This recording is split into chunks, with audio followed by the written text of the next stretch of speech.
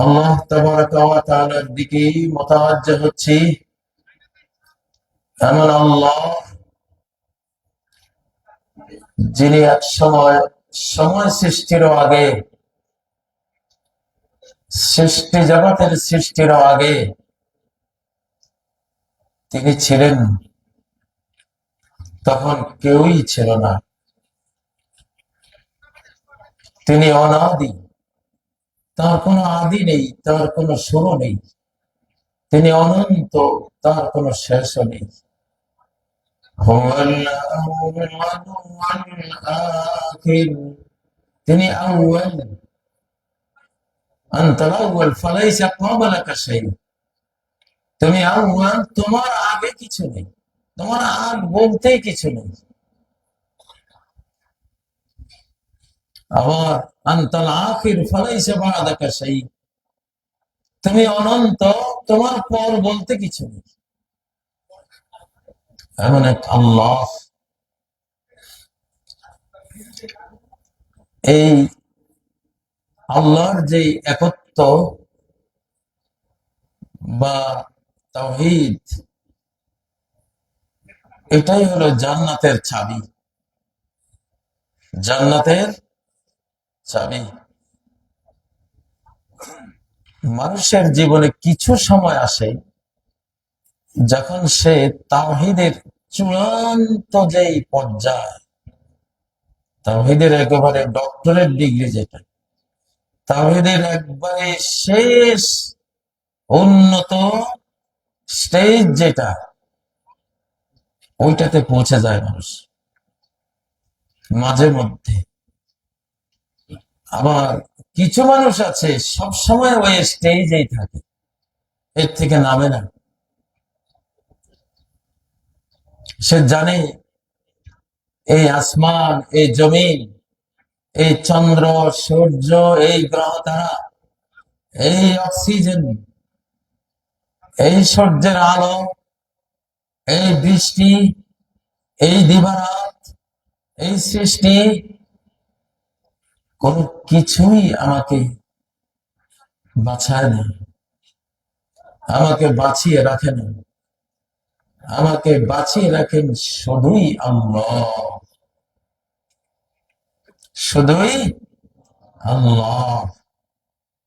এই জন্যই যেদিন তিনি আমাকে বাঁচিয়ে রাখবেন না, যেসব মানুষের জীবন শেষ হয়ে যায়, যেদিন বা যে রাত শেষ হয়ে যায়, সেদিনও সে আসমানের নিচেই থাকে, জমিনের উপরেই থাকে। সেদিনও সূর্য আকাশে উঠে, রাত আসে, সেদিনও অক্সিজেনের মাত্রা ঠিকই থাকে। দুনিয়ার সব নিয়ম কানুন তার ঠিকই আছে, তার খাবারও আছে, তার ঔষধও আছে, তার সব কিছু, তার ঘরও আছে, তার বাড়ি আছে, তার ছেলে মেয়ে স্ত্রী সন্তান সবকিছু আছে। গতকাল যা ছিল তার সামনে, আজ সবই আছে।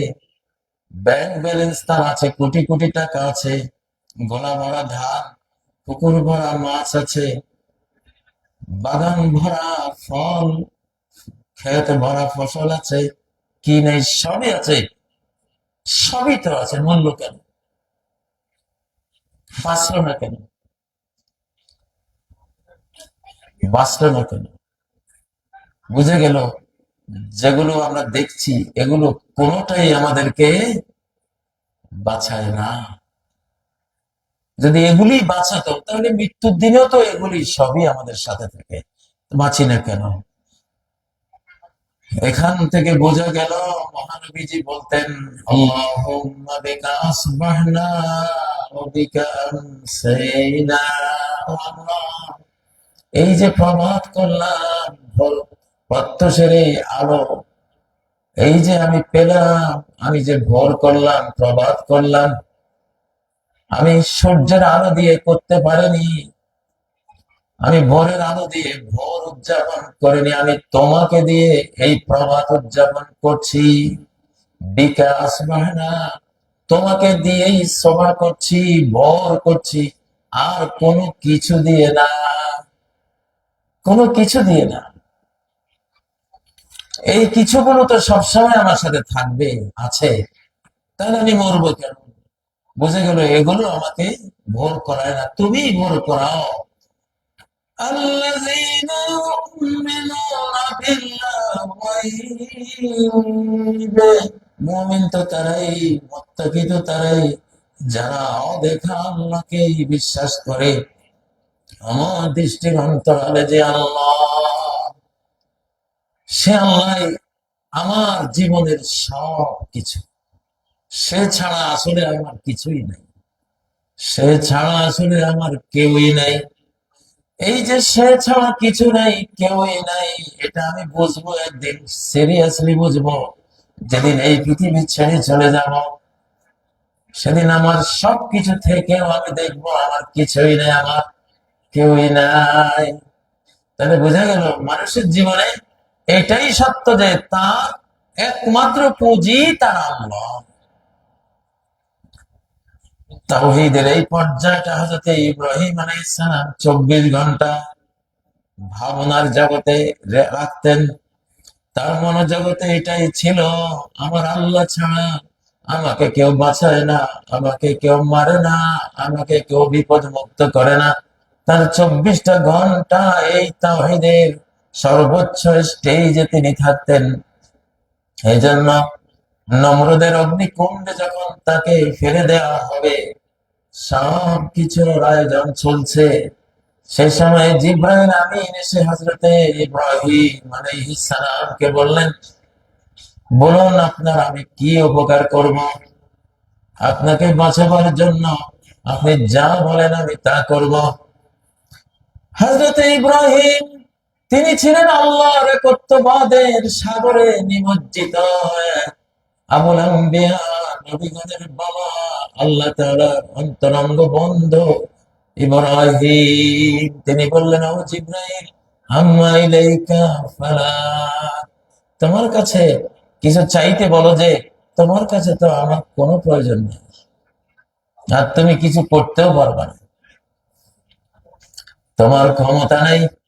যার ক্ষমতা আছে, যে আমাকে বাঁচায়, যে আমাকে মারে, যে আমাকে এই দুনিয়াতে পাঠিয়েছে, যে আমি ঘুমিয়ে পড়লে আমাকে ডান কাত পাশ ফেরায়, শ্বাস প্রশ্বাস বজায় রাখে, আমি তো মুমূর্ষ, আমি তো মরেই গেলাম, আমার শ্বাস প্রশ্বাসটি জারি রাখে, যে আমার প্রয়োজন যদি থাকে তাহলে তার কাছে আমার প্রয়োজন। এই কথা বলে তাওহীদের ওই বাণী উচ্চারণ করলেন, হাসবি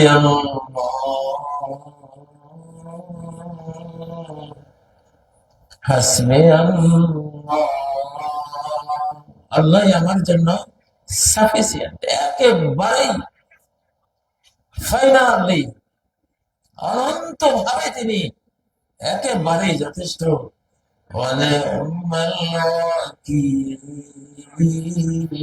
আমি মুওয়াক্কিল হলাম, আমি তারই ওয়াকিল বানালাম, যে আজকে এই আগুন থেকে তুমি আমার বাঁচাইয়া দাও। আমি তোমার একখান দায়িত্ব দিলাম, ওগো আমার মাবুদ, তুমি পারবা এই আগুন থেকে আমাকে বাঁচিয়ে দিতে। আল্লাহ তো পারতেন আগুনটা নিভিয়ে দিতে, আল্লাহ আগুন নিভালেন না। আল্লাহ তো পারতেন আগুন থেকে ইব্রাহিমকে একেবারে সামনে উড়িয়ে আরেকখানে নিয়ে যেতে, তাও করলেন না। আল্লাহ কি করলেন, তোমাকে আগুনের ভিতরে রেখে আমি কিভাবে বাঁচিয়ে দেই তুমি দেখো। আগুনের রেখে আমি তোমাকে বাঁচাতে পারি। তোমাকে আগুনের বাইরে দিলে হয়তো নমরুদ সৈন্য পাঠিয়ে আক্রমণ করবে, সেখানে আমি বাঁচাতে পারবো। কিন্তু আমি আমার পূর্ণ ক্ষমতা দেখাতে চাই, যে আগুনও যে আমার গোলাম, তুমি যেমন আমার তাওহীদবাদী গোলাম, আমার আগুনও আমার গোলাম, তাওহীদবাদী গোলাম। আমার অর্ডারে এসে উত্তপ্ত হয়ে আছে, আমি যদি তাহলে ঠান্ডা হওয়ার নির্দেশ দেই, সাথে সাথে সেই গলে গুলজার হয়ে যাবে, ঠান্ডা শীতল এসি হয়ে যাবে। সেই ক্ষমতা আজ আমি দেখাবো। কল্যাণ কোনি বাদাম, আমি বললাম, ও আগুন, কুনি বারদা, তুমি শীতল হয়ে যাও, ঠান্ডা হয়ে যাও। মুফাসসিরিনরা লেখেন এই পর্যন্ত নির্দেশ যখন দিয়েছেন, হে আগুন ঠান্ডা হয়ে যাও, মুহূর্তের জন্য সারা পৃথিবীর সকল আগুনটা মনে করেছিল আমাদের সবাইকে বুঝি আমাদের স্রষ্টা ঠান্ডা হওয়ার কমান্ড করেছেন, আদেশ করেছেন। সাথে সাথে সারা পৃথিবীর সকল আগুন ঠান্ডা হয়ে গেল। কিন্তু যখন আল্লাহ পরে বললেন ওয়াসালামান, ঠান্ডা হও, তবে এমন ঠান্ডা না যে ঠান্ডা কষ্টকর, কষ্টদায়ক, এমন ঠান্ডা যে ঠান্ডা সালামতদায়ক, শান্তিদায়ক, আরামদায়ক, পিস মেকার, এমন ঠান্ডা হও। যখন আল্লাহ বললেন আলা ইব্রাহিম, ইব্রাহিমের আগুনটা তুমি ঠান্ডা হও, তখন সব আগুন আগের মতো উত্তপ্ত হয়ে গেল। তারা বুঝলো না, না আমাদেরকে ঠান্ডা হওয়ার জন্য বলেনি, তার বন্ধু ইব্রাহিমকে আগুনে ফেলা হয়েছে, সেই আগুনকে ঠান্ডা শীতল হওয়ার জন্য আল্লাহ নির্দেশ দিয়েছেন। শীতল হয়েছিল কিনা, শান্তিময় হয়েছিল কিনা, এটাই হলো তাওহীদের, একত্ববাদের সর্বোচ্চ স্টেজ। এই শ্রেণীর মানুষেরা 24 ঘন্টা স্টেজেই থাকে। দুনিয়ার কোন শক্তির হিসাব নিকাশ তাদের কাছে নাই। এই ইব্রাহিম এই জন্য বলেছেন, তোমরা যে আমাকে দেব দেবীর ভয় দেখাও, তোমাদের মাহবুদের ভয় দেখাও, তোমাদের রাজা বাদশার ভয় দেখাও, ও কাইফা আখাফু মা আশরাকতুম, ও কাইফা আখাফ, তোমরা যে আমাকে গায়রুল্লাহর ভয় দেখাও, ভয় কেমনে পাইতাম, আমি তো ভয় পাইতে জানি না, এই ভয় পাওয়ার যোগ্যতাই তো আমার নাই, কেমনে ডরাইতাম আমি জানি, আমার আল্লাহ ছাড়া এদের কাছে কিছু নাই, আমার আল্লাহর অর্ডার ছাড়া কিছু করতে পারবে না। তোমরা যে আমাকে এত কিছু ভয় দেখাও, এই করবা সেই করবা, আমার তো ভয় আসে না, ভয় যে আসে না। কাইফা আখাফু, কিভাবে ভয় পেতাম আমার বলো না। সুবহানাল্লাহ, সুবহানাল্লাহ। তাওহীদ উম্মীদো হিরাসশ নবাশদ জিকাস, হামি নস্ত বুনিয়াদ তাওহীদ বাস। বান্দা যখন তাওহীদবাদী হয়, একত্ববাদী হয়, তার কোনো আশা, তার কোনো প্রত্যাশা বা তার কোনো ভয়ভীতি তার আল্লাহ ছাড়া কারো কাছে জড়ায় না, কারো সাথে জড়ায় না। সুবহানাল্লাহ। আমাদের নবীজিও ছিলেন তাওহীদের সর্বোচ্চ পর্যায়ে। ঘুমিয়ে আছেন এক জায়গায়, যুদ্ধ ফেরত পথে, তার সৈন্যবাহিনী দূরে দূরে ঘুমাচ্ছে, তিনি একটা ঝাউ গাছের নিচে তিনি ঘুমিয়ে আছেন। এক মুশরিক বিদায়ী নবীজির তলোয়ারটা হাতে নিয়ে এইভাবে উপরে উঠিয়ে বলল, মান ইয়ামনাউকা মিন্নি, কে বাঁচাবে মুহাম্মদ তোমাকে? আর নবীজি চোখ খুলে বললেন, আল্লাহ, আল্লাহ। একটু কোনো কাঁপুনি নেই, ভয় নেই। আল্লাহর নাম শুনে ওই বিদায়ীর হাত কাঁপতে কাঁপতে তলোয়ারটা পড়ে গেল। এবার নবীজি তলোয়ার নিয়ে বললেন, এবার তোরে বাঁচাবে কে বল? আল্লাহু আকবার। সেটা হতবাক যে কি হলো, কিভাবে আমার তলোয়ারটা হাত থেকে পড়ে গেল, তাহলে কে সে আল্লাহ? ও ভাইয়েরা, তাওহীদ, তাওহীদ এটাকেই বলে। এই জন্য হযরত খালিদ রাদিয়াল্লাহু তাআলা আনহু মিশর বাদশার দাওয়াতে গিয়েছিলেন। মিশরের বাদশা তাকে দাওয়াত দিয়ে হত্যা করতে চেয়েছিল। খালেদ খালেদ যে যুদ্ধে যায় বিজয়ী হয়, আমরা পরাস্ত হয়ে যাই। যেই কোনো কৌশলে খালেদকে হত্যা করা গেলে হয়তোবা মুসলিম বিজয়ের এই স্রোতধারা আটকে যাবে। মিশরের বাদশাহ খালেদকে দাওয়াত দিলেন। খালেদ 100 জন সৈনিক সহ দাওয়াতে গেলেন। সামনের একটা গেট করা হলো, খালেদের উচ্চতা মেপে খালেদ যতটুকু লম্বা উঁচা তার থেকে 1 বিঘত নিচু, যাতে করে খালেদ মাথা নিচু করে যেতে হয়। মাথা নিচু যদি করে তাহলে তো খালেদকে হারিয়ে দিলাম। প্রথম পরাজয় হলো খালেদের। স্ট্র্যাটেজিক, কৌশলগত হারিয়ে দিতে চেয়েছিল। হযরত খালেদ তো বুক টান করে মাথা উঁচু করে আসছেন। তারা এগুলি জানতেন, এগুলো বুঝতেন। মুসলিমদের দেশে যখন যেতেন, কি জন্য তারা কি করে তারা আইডিয়া রাখতেন। দেখলেন যে গেটটা তার কপালে ঠেকে, অর্ডার দিলেন সৈনিকদেরকে, স্বর্ণের গেট ভাঙো, এই গেটের নিচে মাথা নুয়ে যাওয়া যাবে না। তার সৈনিকরা, মিশরের লক্ষ লক্ষ সৈনিক, দুই দিকে ঘেরাও করা। হযরত খালেদ বললেন এটারে ভাঙো, কারণ খালেদের তলোয়ার আল্লাহর তলোয়ার। সে তো আল্লাহর তলোয়ার, সে তো আল্লাহর উপরে সম্পূর্ণ মোতাওয়াক্কিল, ভরসা, নির্ভরতা, ট্রাস্ট শুধু আল্লাহর উপরে করে এসেছে। নিজের তলোয়ার, নিজের বাহিনী, নিজের ক্ষমতার উপরে তো তাদের কোনো ভরসা ছিল না। দুনিয়ার উসিলা হিসাবে নিতে এগুলো, কিন্তু মন হাতে তলোয়ার। তারা ছিল সেন্ট সোলজার, সেন্ট সোলজার, আল্লাহওয়ালা সোলজার, সাধু সৈনিক। মনের মধ্যে তারা দরবেশ, আল্লাহওয়ালা, আল্লাহর বন্ধু, আল্লাহর ফ্রেন্ড, ইটারনাল ফ্রেন্ড। আর হাতে হলি তলোয়ার। হাতে তলোয়ার নেই, মনে তাওয়াক্কুল নেই। মনে কি নেই? তাওয়াক্কুল। মনের হাতিয়ার মনকে দেয়, হাতের হাতিয়ার হাতকে দেয়। সেন্ট সোলজার, ওলি আল্লাহ সৈনিক, ওলি আল্লাহ সৈনিক। দিলেন ভেঙ্গে। রাজা তো ভিতরে ভিতরে আরো ক্ষিপ্ত হলো, আয় খালেদ, আজকে তোর শেষ দিন। আজকে রাজা যেখানে মেহমানদারি করবে সেখানে পর্দা দিয়ে ঘেরাও করা। পর্দার ভেতরে তার শত শত সৈনিক নাঙ্গা তলোয়ার নিয়ে তৈরি। খালি সে হাততালি দেবে, রাজায় হাততালি দেবে, সাথে সাথে চারপাশ থেকে সৈনিকরা ঝাঁপিয়ে পড়ে খালেদকে 2 টুকরা করে দেবে। কথা বলতে বলতে হঠাৎ করে বাদশা একটা তালি দিল, আর সঙ্গে সঙ্গে সৈনিকরা পঙ্গপালের মতো ঝাঁপিয়ে পড়ল, টাইগারের মতো ঝাঁপ দিল। খালেদ, ওরা তো 10 হাত দূর থেকে আসবে, খালেদের সাথে বাদশা বসা।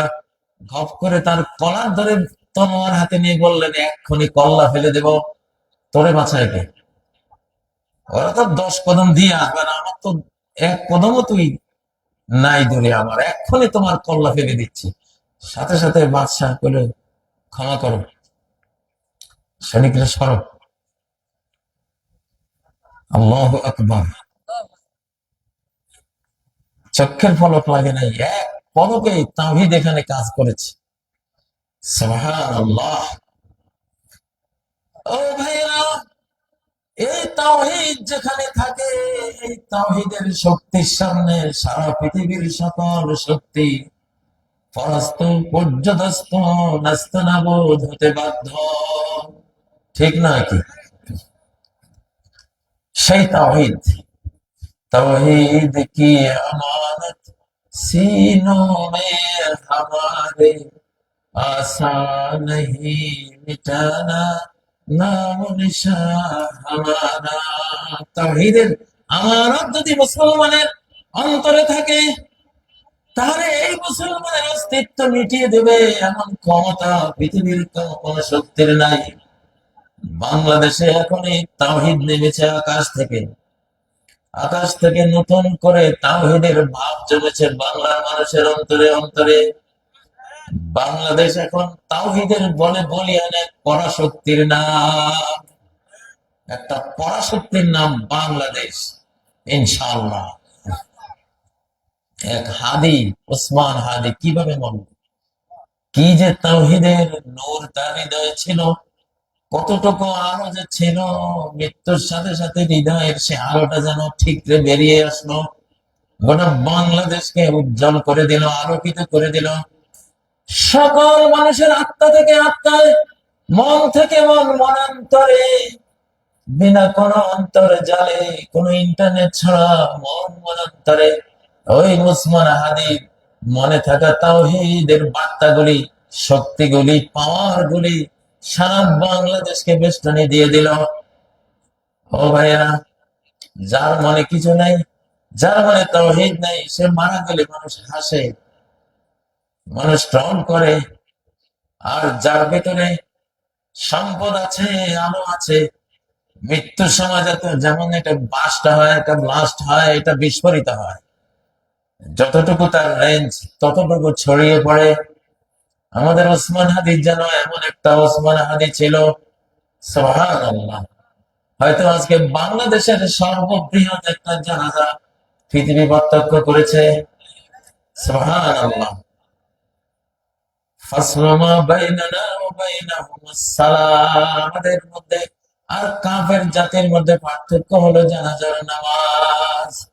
যার ইমান যত বেশি, তার জানাজায় পাবলিক তত বেশি আসবে। যার ইমানের রেঞ্জ যত বেশি বড় প্রশস্ত, তার জানাজার জন্য আকুল ব্যাকুল হয়ে মানুষ তত বেশি ছুটবে। আধ্যাত্মিক দাওয়াত, স্পিরিচুয়াল ইনভাইটেশন, ঠিক না কি? ও ভাইরা, তো এই যে তাওহীদ, তাওহীদের একটা সূরা আছে, আছে না নাকি? কোন সূরা? সূরাতুল ইখলাস। কুল হুয়াল্লাহু, কুল হুয়াল্লাহু। এই হুয়াটা কি?